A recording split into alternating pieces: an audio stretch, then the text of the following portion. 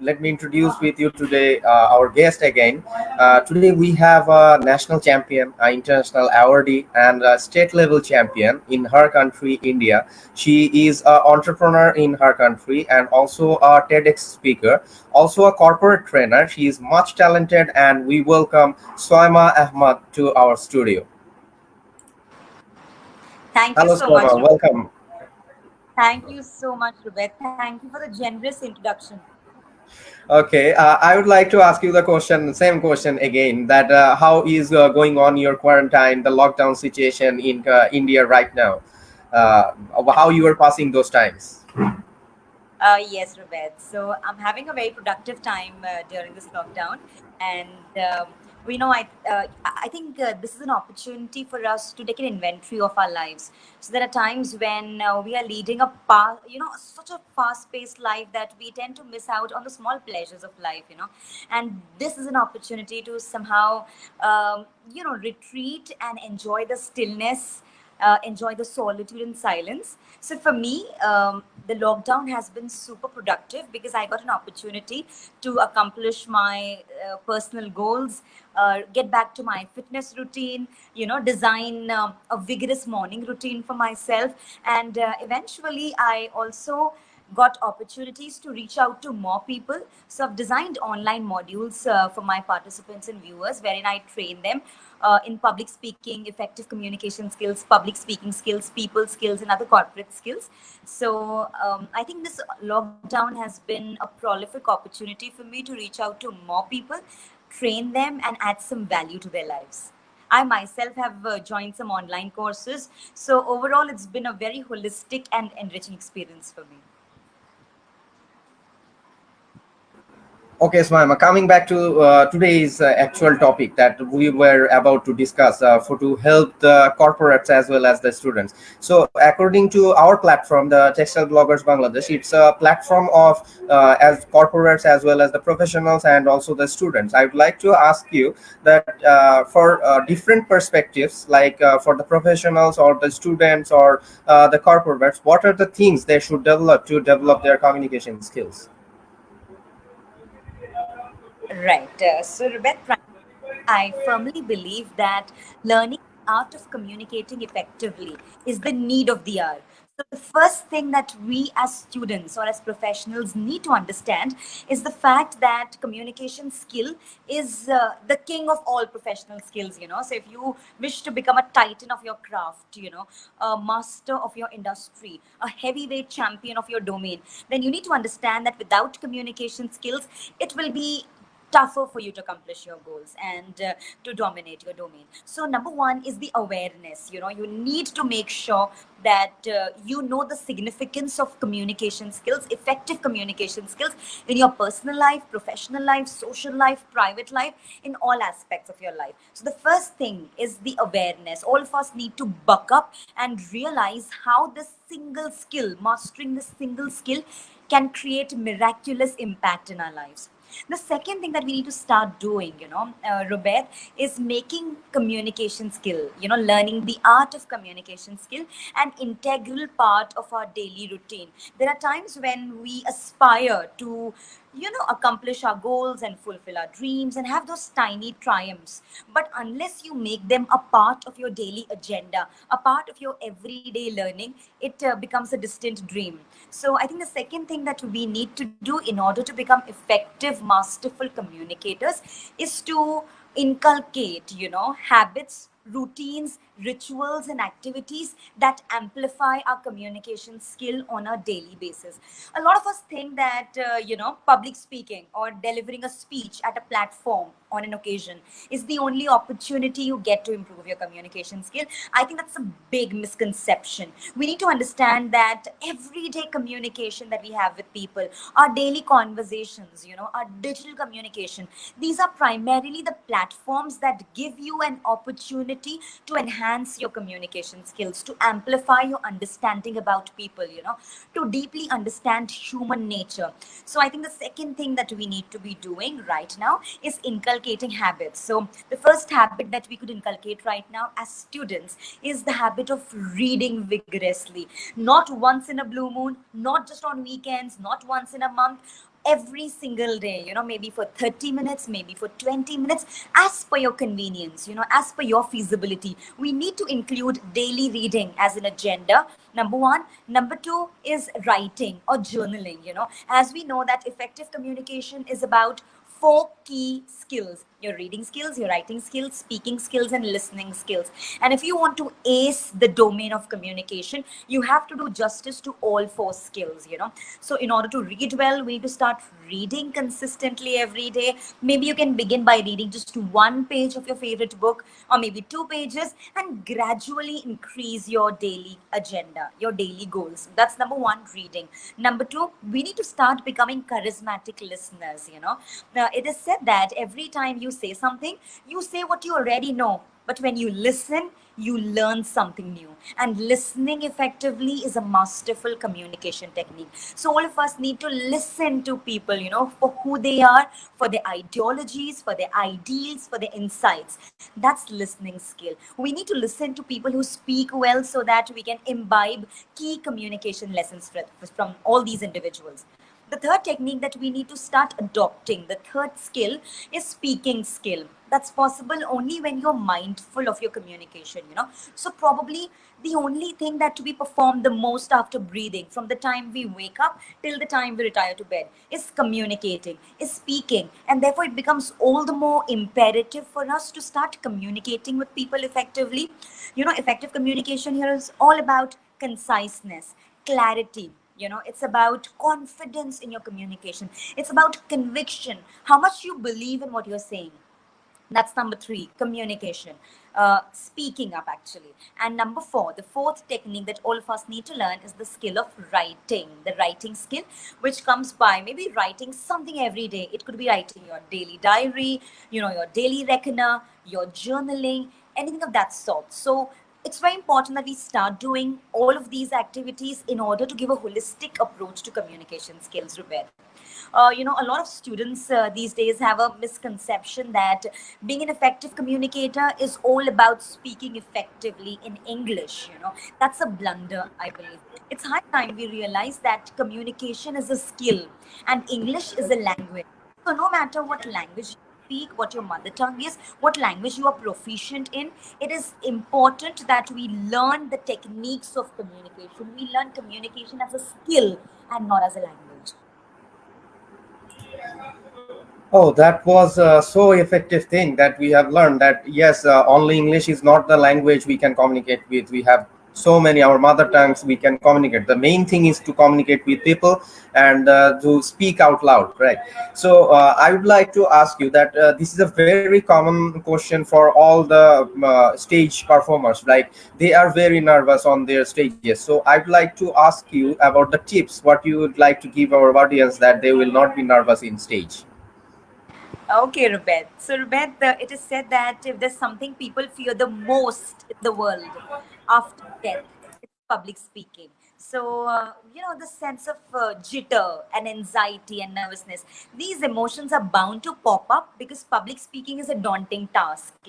For me, even now, as a seasoned public speaker, even if I'm addressing, a group of 10 people or maybe 10,000 people, I always have those butterflies in my stomach because, anxiety is bound to pop up. It's bound to occur when you're addressing a group of people because we tend to get conscious. Now, we need to understand that it is impossible to eliminate these negative emotions, this anxiety, jitters, nervousness. It's impossible.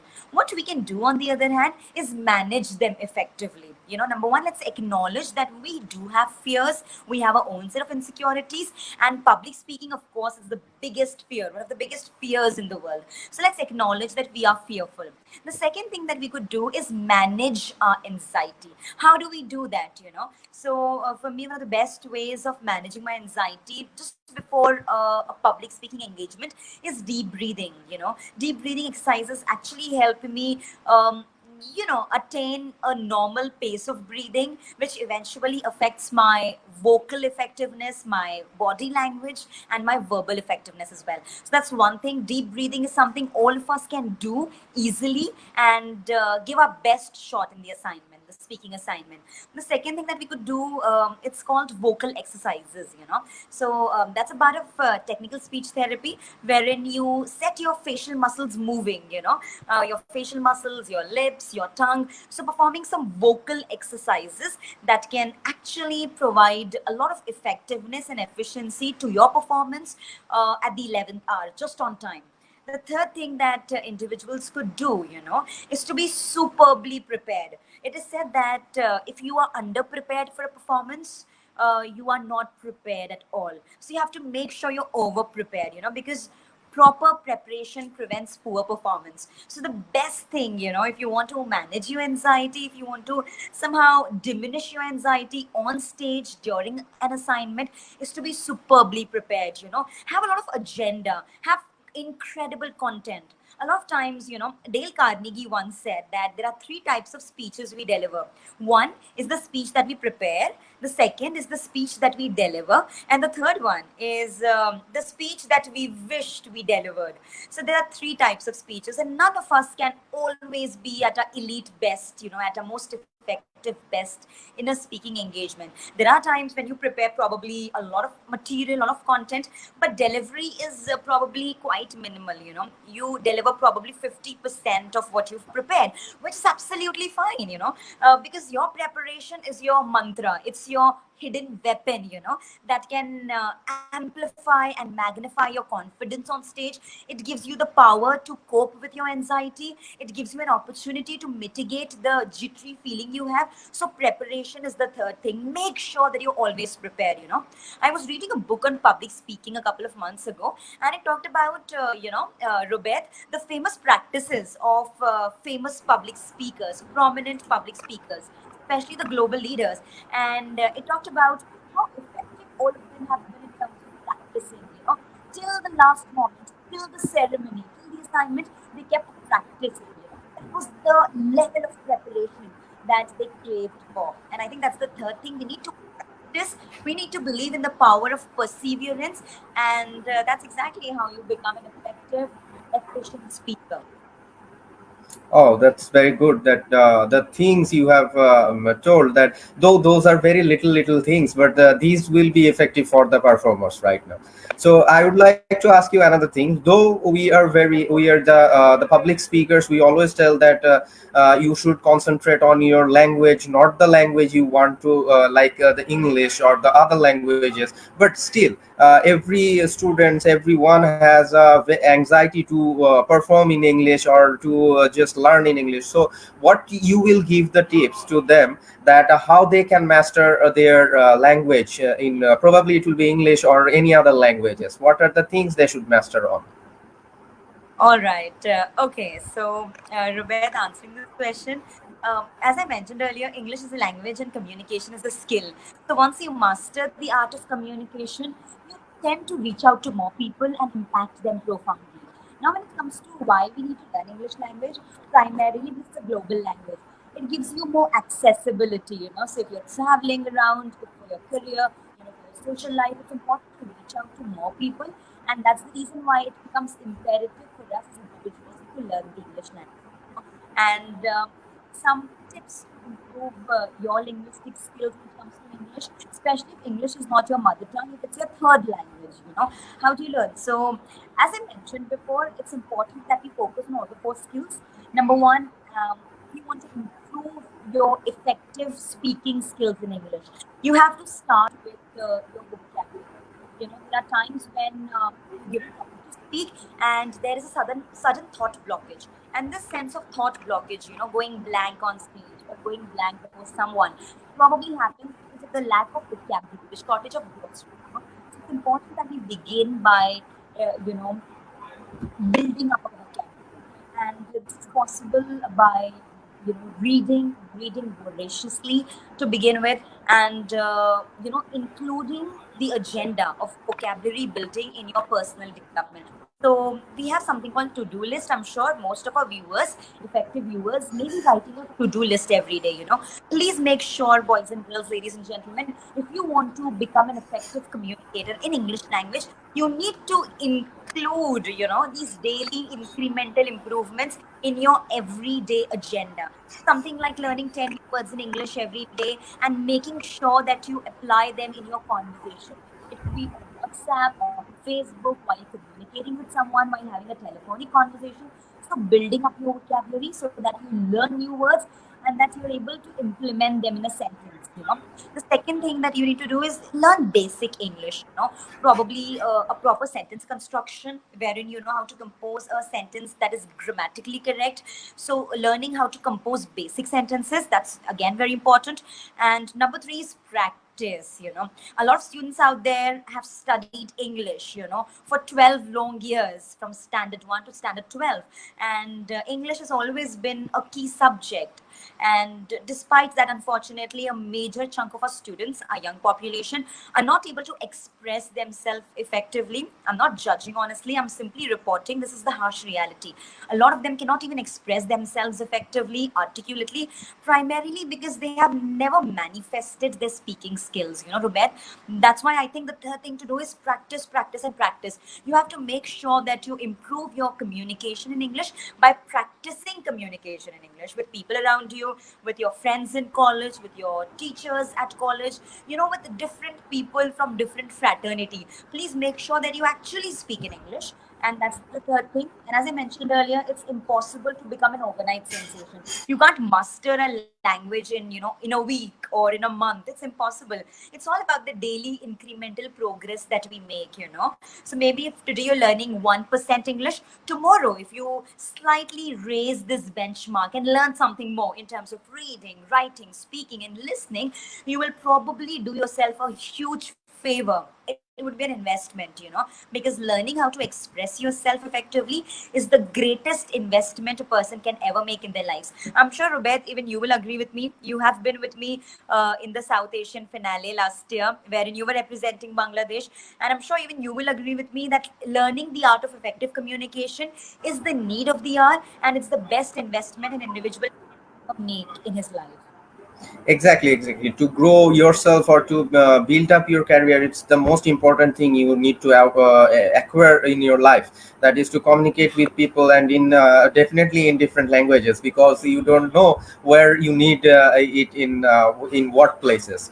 So I would like to ask you one thing. That is, we are literally the new generation, or the generation now working. They are much people are confused about the formal conversation or the communication, or the informal conversation and communication. So I'd like to ask you to define the two things, that what is a formal conversation, or what is the informal conversation.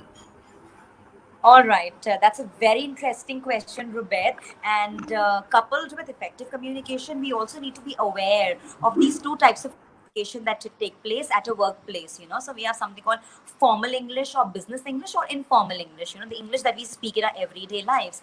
And in order to ace our careers, in order to make a mark in our domains and crafts, it's important that we communicate effectively following the protocol of the culture.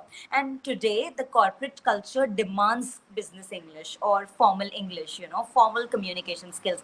So it's important that we learn formal English. So if I give you an example, I will I will inform you about it. I will inform you about it is like an informal statement. If I want to convert this or just modify this into formal English, it should be I will keep you updated or I will keep you posted. Things like isn't is a condensed form. Is not is formal English. You've got to make sure that you avoid abbreviations, you avoid acronyms, you avoid condensed forms of sentences in formal English. At the same time, we have different set of vocabularies, Rubet. It's very important for us to take cognizant of this fact that there are different sets of vocabulary for formal English and informal English. And as aspirants of various careers, as young guns, as effective communicators, we need to be aware of these two sets of vocabularies, and we need to make sure that we learn the formal way of communicating with someone, the formal English, the formal vocabulary. Okay, that will be a very good clarification for our audience. I would like to ask about you now. That is, you were an entrepreneur at a young age. What made you feel to become an entrepreneur on this field, or in to make people communicative? This is very interesting one. That certainly most of the people will not take it as a career, or will not become an entrepreneur. So, what made you feel that? All right. Okay. So, Rubet, basically, I am an entrepreneur because, I run this company named a pan India company named Footprints Events. I'll tell you what exactly we do and how we all started. So, primarily, I am someone who has grown and flourished tremendously, not just because of my academic record, but also because of the extracurricular activities I took part in. So, since my school days, I have always been at the forefront when it came to extracurriculars, co-curriculars, and different participative activities. And I remember my teachers calling me outstanding student because I was generally outside the class more often. And I remember how extracurricular activities, competitions, events, seminars, workshops actually molded me as a student. It gave me a fresh lease of life. It empowered me to develop a professional perspective, an entrepreneurial mindset. And after I finished my graduation, I realized how indispensable it is for us as a generation, to learn the importance of experiential learning. So there are different types of learnings like audio learning, wherein you learn by listening to something. There are visual learnings, wherein watch videos and watch visuals and learn. There is something called kinesthetic learning, and somehow kinesthetic learning is also experiential learning, wherein you learn from your experiences. You involve all your sensory organs, and you learn something. So, for example, something like public speaking, no matter how many books you read, how many number of articles you read, how many speeches you watch, you can actually learn the art of public speaking by actually doing. So that's the beauty of experiential learning. If I'm teaching a group of students how to be I cannot give lectures after lectures. I have an experience, a demonstration on how do you become effective at transactions, at banking transactions. Basically, the company, Footprints Events, we are at the forefront in experiential learning. We organize events, we organize, execute, and curate events that revolve around the concept of them. We design workshops for them, we organize competitions for them, and we create such events for them. And the reason why we kickstarted this initiative is I'm myself a product of experiential learning. I know how to learn from all the experiences, and that's exactly how we got started. We do a plethora of events these days for a lot of top guns in India, wherein we reach out to schools and colleges and we teach them top life skills, Robert. And that's the magic of entrepreneurship. It's something you really enjoy. So I'm honestly passionate about it. My team is passionate about it, the work that we're doing. And that's exactly how we all started, way back in 2016. We're still quite young. It's been 3.5 years now. We are running strong, but every single day we're making it a point to live up to the expectations. We are trying to stand against the test of times, and we're trying to cater to the needs of young guns, young professionals, young corporates. And that's the whole idea behind this entrepreneurial initiative. That's very good. That you are just creating the young generation for the next. I mean, the young people for the next generation. You are just creating them up. I would like to ask you one thing. That we always the people we are doing extracurricular activities like debate, education, these things. Like they are always some of the people get devoted to that. Like they will have to only focus on the extracurricular activities. So I would like to ask you, because this is they are devoted because it gives you fame, right?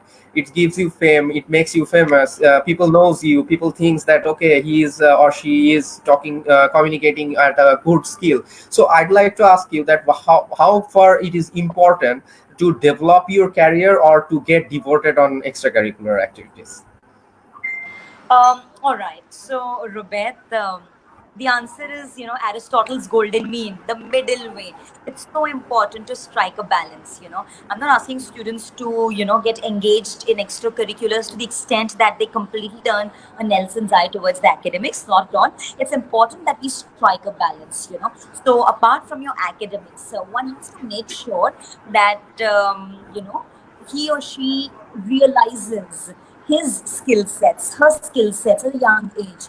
So in school, apart from all the subjects you study, please make sure that you do justice to your academics, to your academic dexterity. At the same time, you have to also make sure that this is, an experimentation period wherein you can experiment with ideas, you can really, participate in events playfully, and this is the time when you have to actually endeavor to discover your skill sets. So all of us as individuals, we all have different skill sets, we all are dexterous at something or the other, and it's important that we discover this. We identify this at an early age, perhaps in our school days or college days. So that's one thing. Number one, the monomaniacal focus has to be on the academics.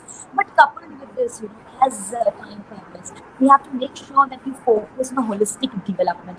Now, holistic development does not just come with your academic record or academic dexterity. It comes, with the efforts you put in your personal growth, professional growth, spiritual, social, academic, mental, physical. This is holistic growth, holistic development, Rubet. So it's important that we focus on these areas as well, especially as college students. At the same time, please make sure that you're also striving to find what you're good at. And once you discover that, it is important to align your actions with your vision. Align your actions in a way that you materialize your highest vision. That could be probably fulfilling your dream. And coming back to your second question about how do you manage to create a career in something and at the same time engage in these activities. I believe activities like these, competitions, events, workshops, extracurriculars, co-curriculars, they empower your skill set. So designing a career, Rubek, establishing your domain and creating your craft is more about your hidden potential. What I'm talking about is developing your skill sets. According to a recent survey by India Today, it is said that only 7.2% of our youngsters coming out of higher institutions are qualified enough, are practically talented, which means most of our youngsters who are coming out of higher institutions are probably qualified, but may not be practically talented. They have degrees with them, they are qualified enough to join the workforce, but eventually what they lack is the skill set. It's the talent. Probably it could be the ability to lead a group of people, it could be the interpersonal communication skills, it could be public speaking, it could be effective communication, it could be, converting your knowledge into practice, applying the knowledge you've learned. It could be about, any life skill. So we youngsters, we have failed lately primarily because we have not evolved as a generation that believes in practical oriented approach towards learning. So therefore, having a career is your priority. At the same time, you have to make sure that you develop the necessary skill set, and this skill set will eventually empower you to give your best shot in every aspect of life. So that's the whole point. Developing your skill set, which can become your greatest asset in the days to come. Okay, that was a very effective tips for the youth. We are at the end of our show, Swaima. We are at the end of the episode. Well, I'd like to ask you the last two questions to you. That the first one is there any advice you want to give to the youth of the two platforms, Bangladesh and India? All right. So my message for the youngsters of Bangladesh and India is primarily about your personal growth. It's said that daily improvements done over time lead to stunning results. So, unfortunately, as the millennial generation, we have become quite laid back, quite nonchalant when it comes to fulfilling our dreams or renewing our hopes or believing in the achievement of short term goals. It's high time all of us we realize the spark that we possess, we realize the fire in the belly, and we realize that all of us are born with a primal genius. And the only way of unleashing your true potential, of manifesting your giftedness, is by working towards your goal, towards manifesting your ideals, towards unleashing your prowess every single day. Let's not take an ordinary mundane day for granted. Let's not do that. Probably every day is offering you an opportunity to learn as an individual, to grow in your uniqueness, authenticity, in your brilliance, in your grit. And that's the whole point of it. All of us need to believe in the idea of evolving every day. It's not about bringing about a big splash and a revolutionary change in your life that you become an overnight sensation or a big star in one day. No, it's all about those evolutionary progresses, those tiny wins that we achieve every day. So I keep telling myself I'm going to read today, and probably if I'm procrastinating this for a month, probably now is the opportunity that you start doing it. You start with one page. Maybe you've been planning to lose weight, it's been 1 year, and you've been craving, you've been longing to come into your ideal weight, and you've been procrastinating. Probably now is the opportunity that you start with one push-up, start with one glass of water, start with one healthy diet, start with one fruit. If you've been planning to meditate, probably it's the opportunity for you to start doing it right now, maybe with a 5 minutes of meditation exercise. So it's high time we believe in the power of now and in the power of tiny triumphs, in the power of becoming your own leader. Please do not wait for someone to guide you all the time. Your direction will eventually lead to your conviction. Your direction, the way you direct your life, the way you micromanage your life, the way you direct yourself. So it's high time that we as youngsters, we as individuals, we start leading ourselves. We start believing in the idea of personal mastery, and that's when you can start impacting others. Because if you are leading an exemplary life, you're eventually inspiring people to walk an extra mile. And it's high time we realize this idea, Robert, and we start living our ideals, because an idea has to be executed, an idea has to be applied in order to make it work, magic in our lives. So that's the uh, important part. that will be definitely helping out our audiences, and that will be very motivating for them. The last thing that is, thank you for joining us, Swaima, and I would definitely ask you for any advice or suggestions you want to give us for Textile Bloggers Bangladesh. Thank you so much. Thanks to you, Rubaiet, for having me. And you've been a great friend in the last 2 years, and I've been following the work that you do. You're doing remarkable work. You Thank you so yourself much. are an entrepreneur, and after your engineering, you've started your own initiatives. You are trying to guide students, and you yourself are a lighthouse for so many people at Dhaka and Bangladesh. So I would like to congratulate you, Rubaiet, and I would just, you know, uh, I would be delighted to see you continuing with the same persistence, with the same enthusiasm. And please count on me. I'll be so happy to collaborate and synergize with Textile Bloggers Bangladesh in the days to come in future. So please count on me, and let's synergize in future as well for some more events so that we can create more impact, deeper impact in more lives across our countries. Definitely, we hope that we can collaborate with you, and we can help others to go out for a very what we say that a very good generation we will get ahead for communicating and the other sectors. Thank you, Swama, for joining us today, and I would say a few words to our audiences. That was Swaima Ahmed with us, and we got so many informations from her, and it will definitely help you out to communicate with people, to develop your skills, to become idol for other persons. And hope you will be with us for the next episode, and subscribe to our channel, and also be with Textile Bloggers Bangladesh. Thank you so much. See you. Allah Hafiz.